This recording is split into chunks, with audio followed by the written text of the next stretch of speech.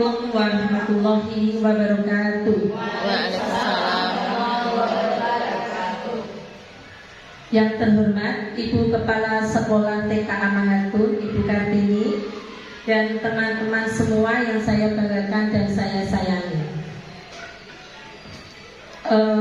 Alhamdulillahirrahmanirrahim, karena pada kesempatan hari ini kita bisa berkumpul lagi di pertemuan atau di kegiatan saya untuk menyebarkan pemahaman dan pengalaman budaya positif di modul 1.4. Sebelumnya, tak lupa sholawat serta salam kita haturkan kepada beliau, kepada Nabi kita Nabi Muhammad SAW, yang kita tunggu-tunggu syafaat beliau di hari akhir.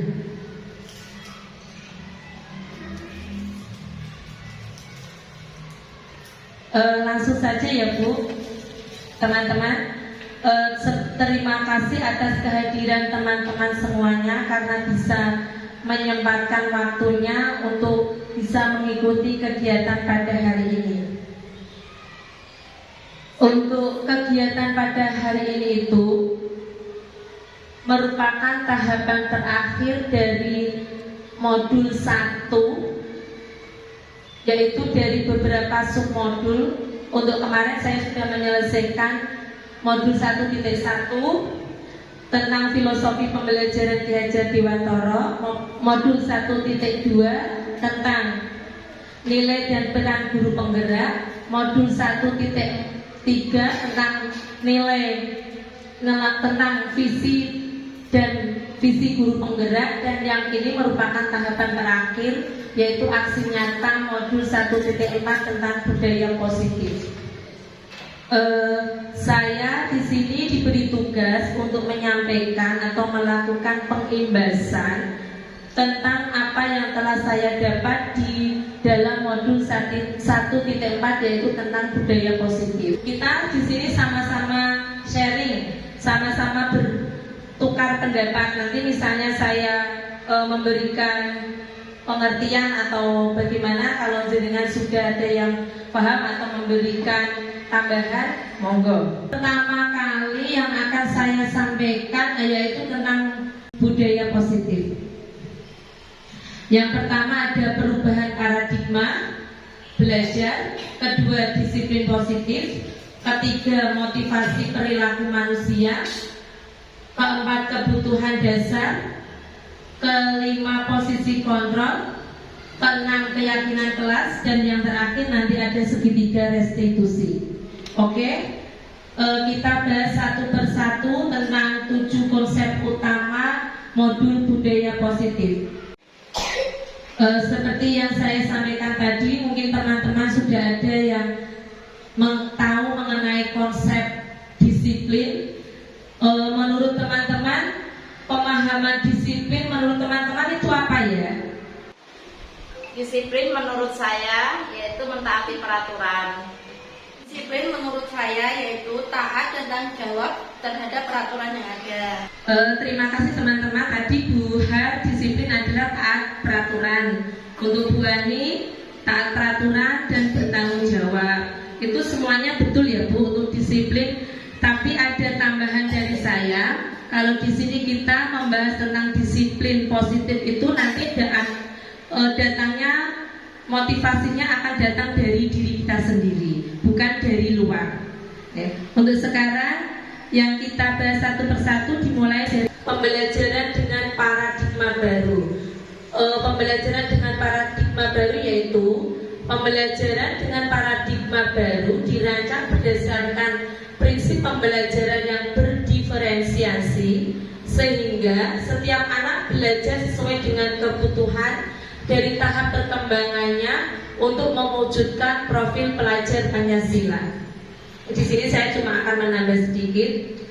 Yang kita tahu atau saya tahu sebelumnya itu kita sering menggunakan pembelajaran yang bersifat klasikal. Untuk kurikulum Merdeka ini kita dituntut untuk memberikan pembelajaran yang memerdekakan anak atau pembelajaran yang berdifferensiasi berdiferensiasi. Pembelajaran berdiferensiasi yaitu pembelajaran yang dirancang atau dibuat oleh guru sesuai dari kebutuhan anak. Jadi misalnya kalau kita di sini membahas tentang TK, misalnya kita punya sebuah botol, di sini ada botol minuman. Kita bisa memberi di sini lilitan kertas warna di sini. Jadi botol kita beri lilitan kertas warna, terus lalu kita tempel angka. Misalnya kita nanti bisa membuat permainan bowling. Nah, di situ anak-anak nanti bisa melemparkan bola. Terus yang terjatuh itu tadi misalnya ada angka 4, tapi di situ anak-anak bebas untuk menyebutkan, Bu, itu angka 4, Bu. Selain itu juga anak bisa menyebutkan yang tadi terjatuh warnanya merah, Bu. Jadi anak-anak itu tidak hanya mendapatkan satu pembelajaran di situ, tapi dia dengan satu kegiatan anak-anak bisa mendapatkan beberapa pembelajaran, bisa mengenal angka atau mengenal huruf, mengenal warna. Anak-anak juga bisa berhitung. Yang terjatuh tadi berapa bola ya, atau berapa botolnya ya, anak-anak juga bisa berhitung di situ. Selain itu, pembelajaran diferensiasi juga bisa untuk mengetahui karakteristik siswa atau kreativitas anak untuk mewujudkan profil pelajar Pancasila. Masih ingat tidak ibu-ibu, teman-teman, untuk profil pelajar Pancasila? Jadi yang pertama yaitu beriman, bertakwa kepada Tuhan Yang Maha Esa, Kebinekaan global. Ketiga, gotong royong, mandiri, kreatif dan bernalar kritis. Untuk yang kedua, selanjutnya tentang disiplin positif. Dalam budaya kita telah mengenal kata disiplin, dimaknai menjadi sesuatu yang dilakukan seseorang pada orang lain untuk mendapatkan kepatuhan. Kita cenderung menghubungkannya kata disiplin dengan ketidaknyamanan. Tadi sudah dikatakan Bu sama Bu Ani tentang disiplin, yaitu tentang mematuhi peraturan atau bertanggung jawab. Nah, di sini tuh anak-anak sering, kalau mungkin untuk TK belum begitu mengenal ya, tapi untuk SD atau SMP, untuk pengalaman kita waktu sekolah, untuk kata mengenal kata disiplin atau apa namanya, yang dengan berhubungan dengan ketidaknyamanan, itu yang dimaksud tuh kita peraturan tadi. Mungkin anak-anak kalau mendengar kata peraturan itu sudah malas sekali, karena dia bisa mendorong anak untuk misalnya berbohong. Misalnya terlambat, dia ditanya guru itu bisa berbohong karena dia takut untuk dihukum kalau tidak menaati peraturan tersebut. Sebagai seorang pendidik, tujuan kita adalah mewujudkan anak-anak yang memiliki disiplin diri, sehingga mereka bisa berperilaku dengan mengacu pada nilai-nilai kebajikan universal dan memiliki motivasi intrinsik bukan ekstrinsik. Seperti yang saya katakan tadi, untuk disiplin kita di sini memberikan motivasi anak itu dari diri kita sendiri, bukan dari dia mendapatkan imbalan atau dia mendapatkan nanti pujian atau dia menaati peraturan karena rasa takut. Tapi kita di sini itu menumbuhkan anak-anak untuk menaati disiplin, untuk disiplin waktu, disiplin dalam semua hal itu timbul dari diri kita sendiri.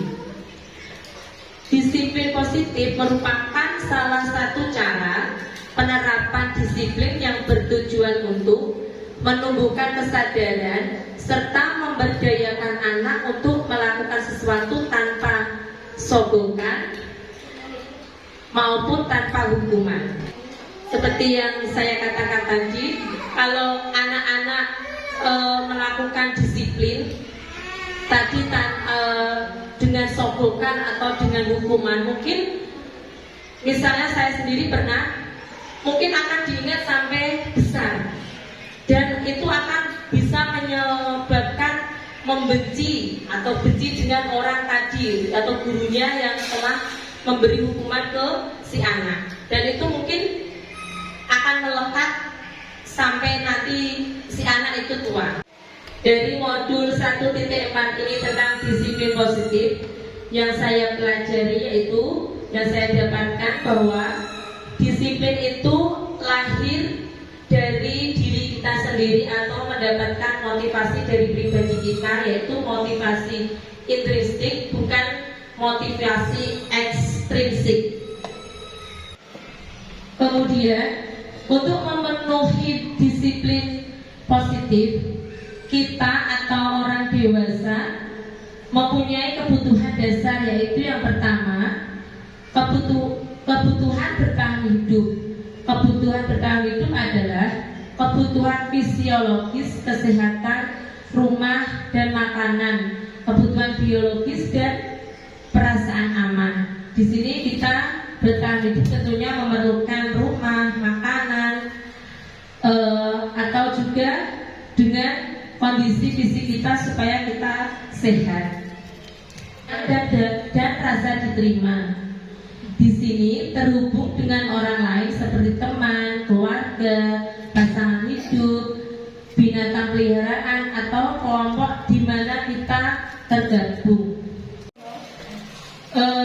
Untuk kebutuhan kasih sayang ini, misalnya kita sering menemui menemui anak-anak yang istilahnya itu caper atau sering mencari perhatian. Mungkin anak-anak itu caper karena dia membutuhkan kasih sayang, atau di rumahnya itu dia belum mendapatkan kasih sayang dari orang tua. Makanya di sekolah itu anak-anak sering membuat ulah untuk mendapatkan perhatian kita. Itu bisa kita namakan kebutuhan kasih sayang dan rasa diterima. Itu kebutuhan penguasaan, yaitu keinginan untuk dianggap berharga, bisa membuat perbedaan, bisa membuat pencapaian, kompeten, diakui, dihormati, atau keinginannya dia bisa meninggalkan pengaruh. Kemarin saya juga punya pengalaman, ada murid saya itu seperti ini, dia mempunyai kebutuhan penguasaan, anak yang suka menguasai atau istilahnya kalau bahasa Jawa itu kakon kancane kudu melu dene, harus ikut aturan dia. Nah, itu bisa dijadikan kebutuhan penguasaan. Yang keempat yaitu kebutuhan kebebasan. Kebutuhan kebebasan ini akan kemandirian, otonomi, memiliki pilihan dan mampu mengendalikan arah hidup seseorang. Di sini siswa itu tidak mau tertekan, dia ingin bebas, merdeka, melakukan kegiatannya sesuai dengan kesenangannya sendiri. Maka tadi kita sebagai pendidik itu diminta untuk memberikan pembelajaran yang berpusat pada anak. Yang kelima yaitu kebutuhan kesenangan, kebutuhan untuk mencari kesenangan, bermain dan tertawa. Untuk kebutuhan kesenangan ini hampir seperti kebutuhan kebebasan. Dia hanya ingin bersenang-senang, bebas, lepas, tertawa.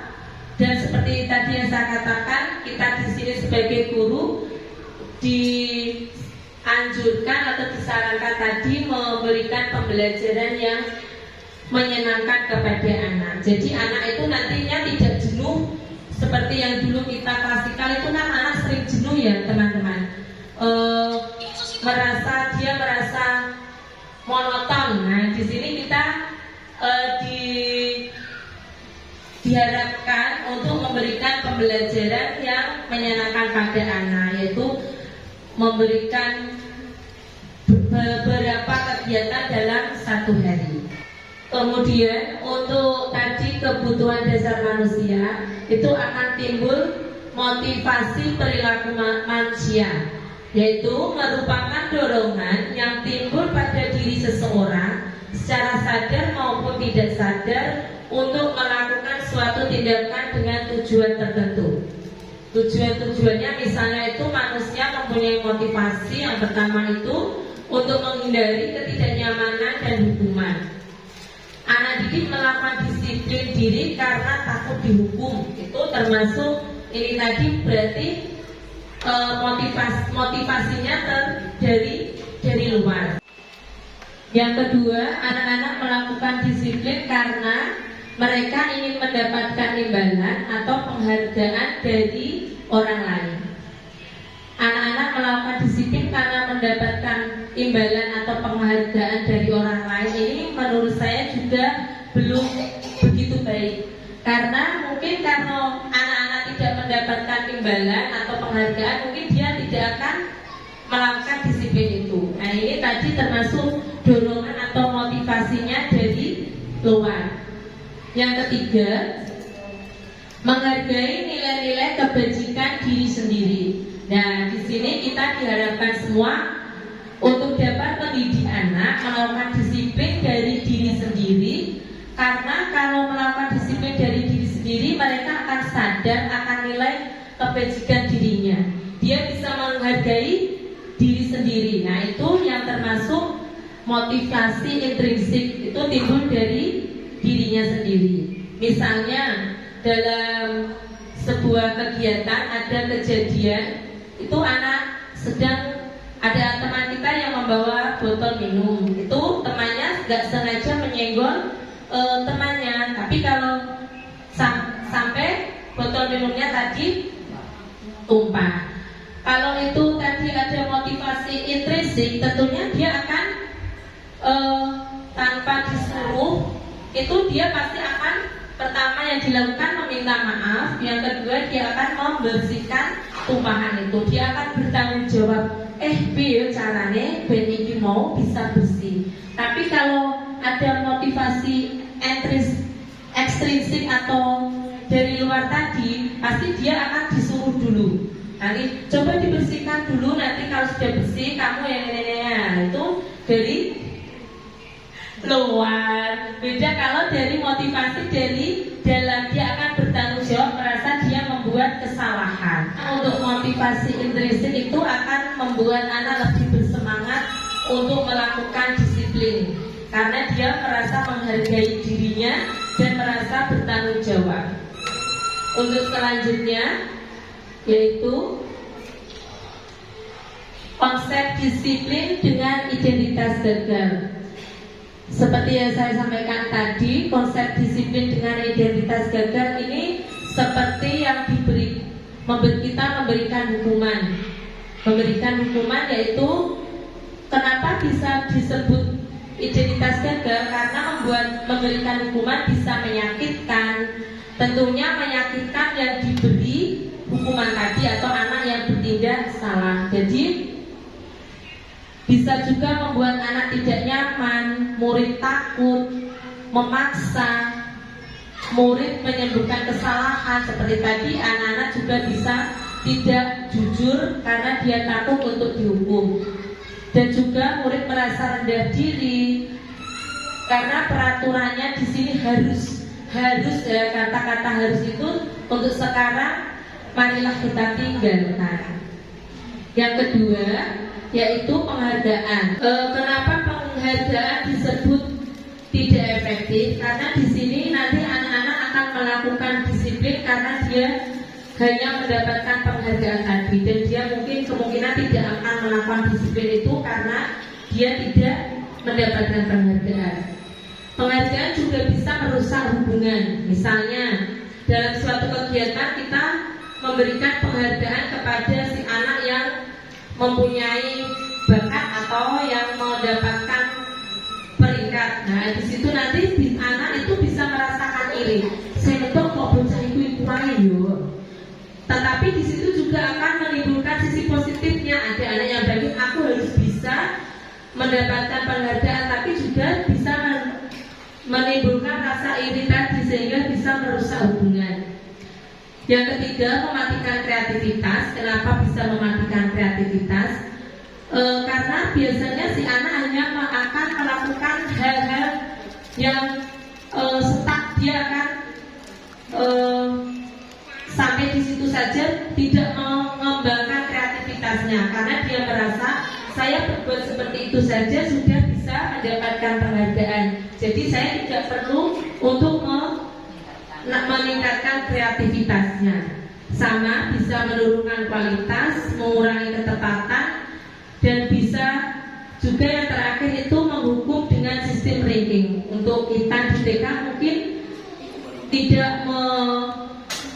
menggunakan sistem ranking, tapi untuk di SD untuk saat ini sudah tidak, makanya tidak diperbolehkan untuk menggunakan sistem ranking. Itu nanti bisa membuat teman-teman yang lain yang tidak mendapatkan ranking bisa minder, atau bisa teman-teman yang tidak mendapatkan ranking bisa merasa rendah dirinya. Untuk selanjutnya, konsep disiplin dengan pendekatan restitusi, yaitu pengertian restitusi di sini adalah proses menciptakan kondisi bagi murid untuk memperbaiki kesalahan mereka sehingga mereka bisa kembali pada kelompok mereka. Untuk ciri-ciri segitiga restitusi bisa bukan menembus kesalahan tetapi belajar dari kesalahan, memperbaiki hubungan, tawaran bukan paksaan, menuntun untuk melihat ke dalam diri, mencari kebutuhan dasar yang mendasari tindakan, fokus pada karakter bukan tindakan, dan yang terakhir yaitu menguatkan dan fokus pada solusi. Selanjutnya,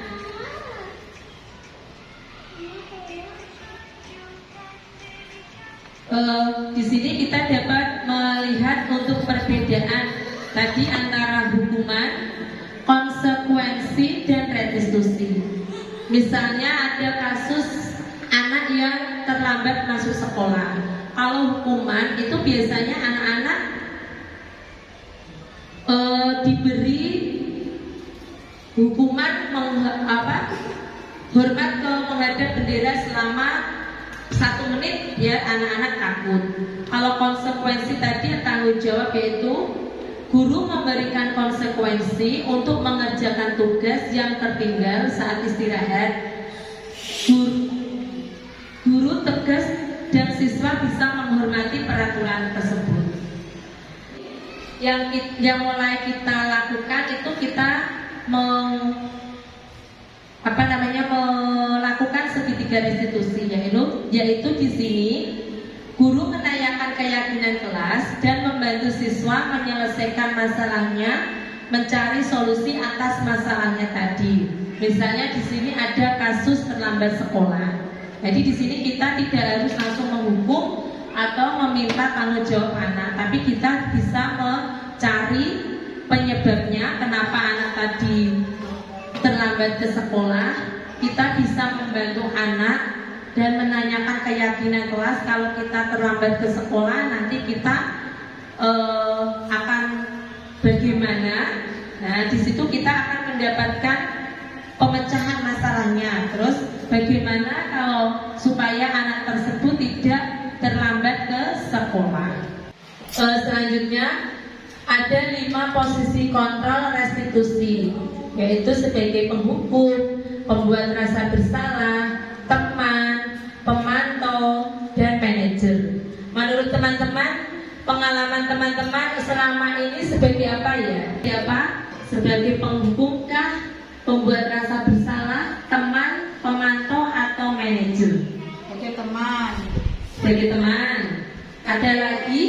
Pemantau. Sebagai manajer, sebagai pemantau. Nah, kita di sini akan jelaskan satu persatu tentang 5 posisi kontrol restitusi.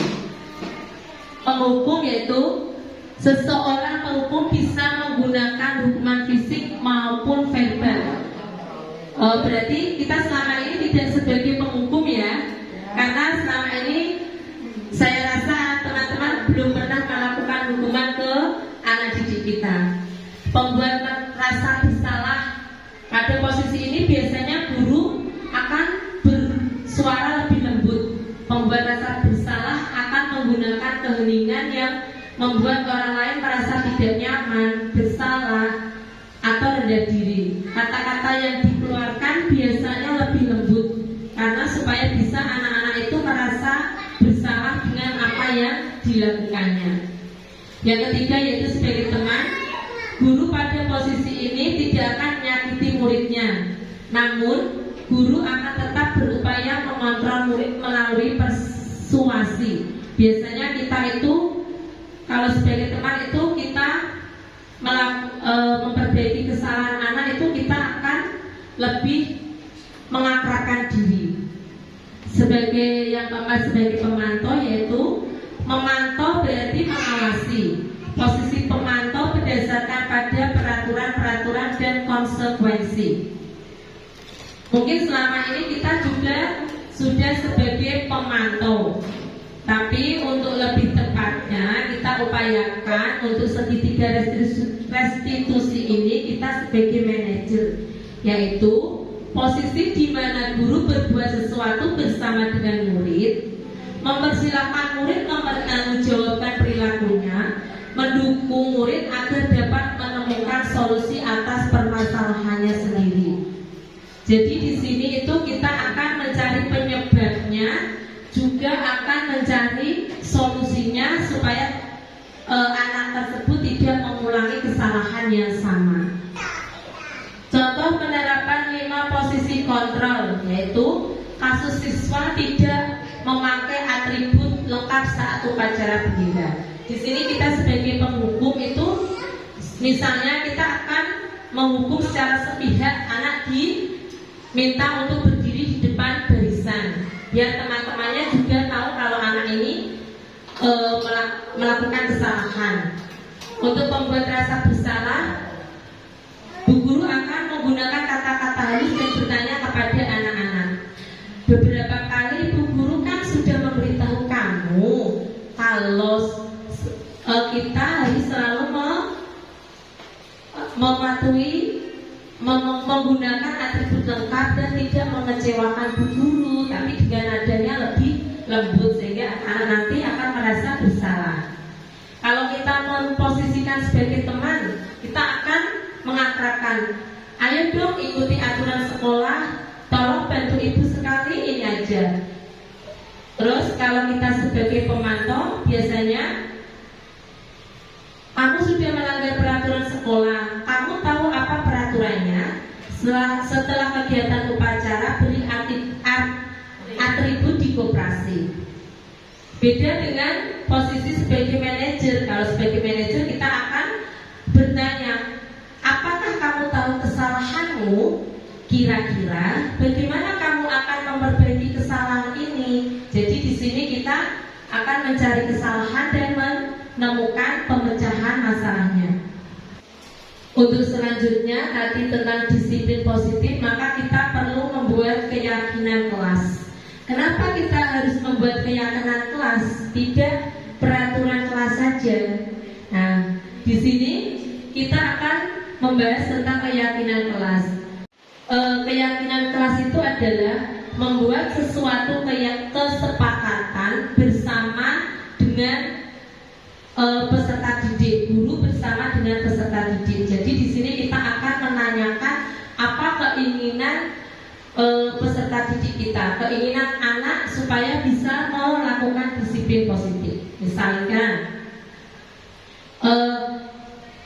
kita membuat keyakinan kelas, anak-anak kita di kelas ini harus saling menyayangi, harus saling berbagi, datang tepat waktu, tadi sudah saling menyayangi, makan sebelum melakukan kegiatan atau makan pada waktu istirahat. Itu salah satu beberapa keyakinan kelas yang sudah saya sepakati kemarin di kelompok saya, di kelompok A2. Nah, di sini ada bagaimana pembentukan keyakinan kelas. Di sini ada berupa pernyataan universal. Jadi secara umum biar anak-anak lebih paham. Dibuat dalam bentuk positif, sederhana saja agar anak mudah diingat, sesuai dengan kondisi kelas dan sekolah agar untuk anak-anak mudah diingat dan mudah untuk melakukannya.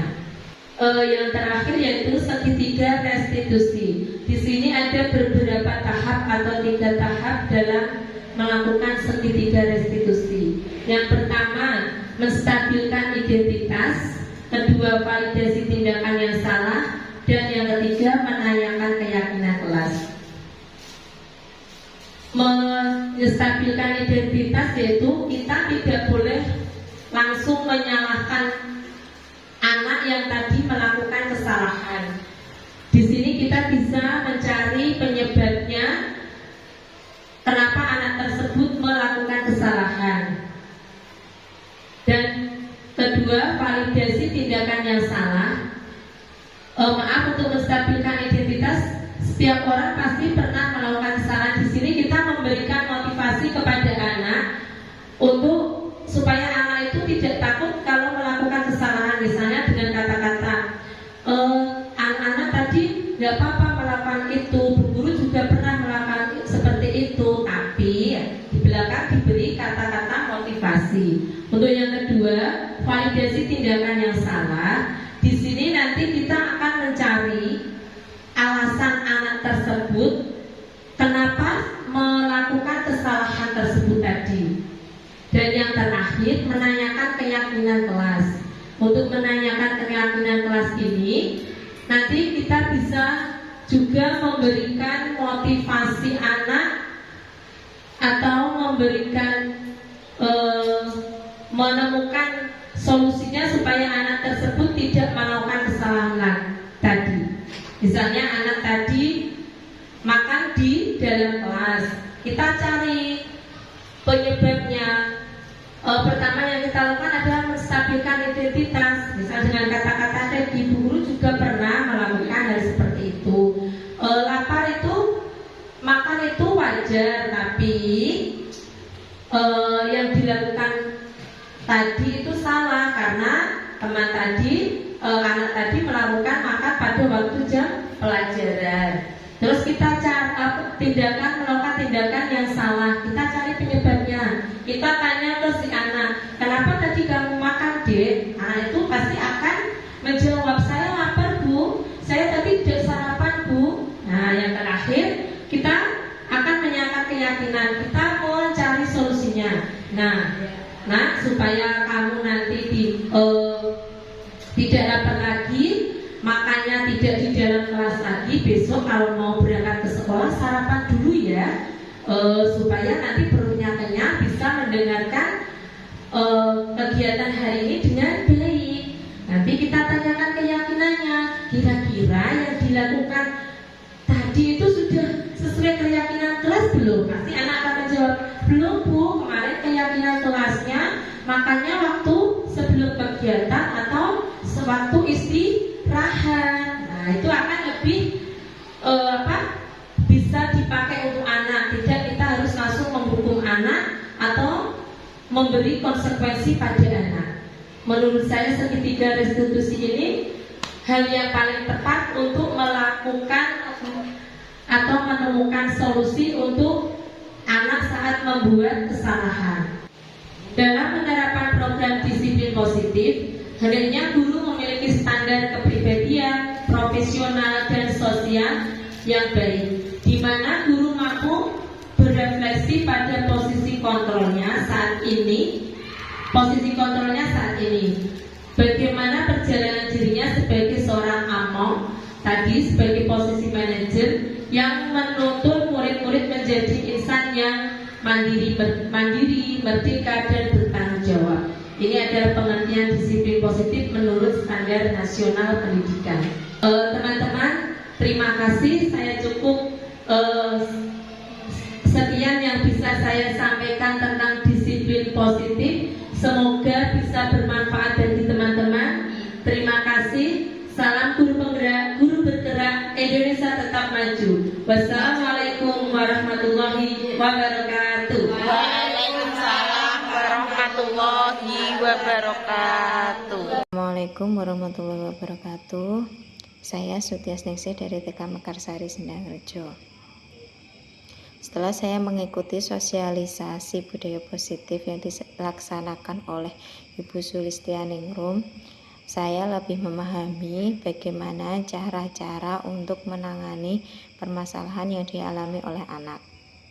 Dalam sosialisasi tersebut dijelaskan posisi terbaik seorang pendidik dalam menangani kasus anak adalah menempatkan diri dalam posisi kontrol manajer. Melalui posisi kontrol manajer tersebut, seorang pendidik dapat mengenali kasus anak dengan menggunakan segitiga restitusi. Karena untuk mencari solusi, anak perlu dibimbing untuk memperbaiki kesalahannya tanpa perlu menyudutkan anak, menakuti anak, dan membuat anak merasa bersalah. Dengan diterapkannya budaya positif di sekolah, maka anak akan terbiasa melaksanakan disiplin-disiplin positif berdasarkan keyakinan kelas yang telah disepakati bersama. Terima kasih. Wassalamualaikum warahmatullahi wabarakatuh.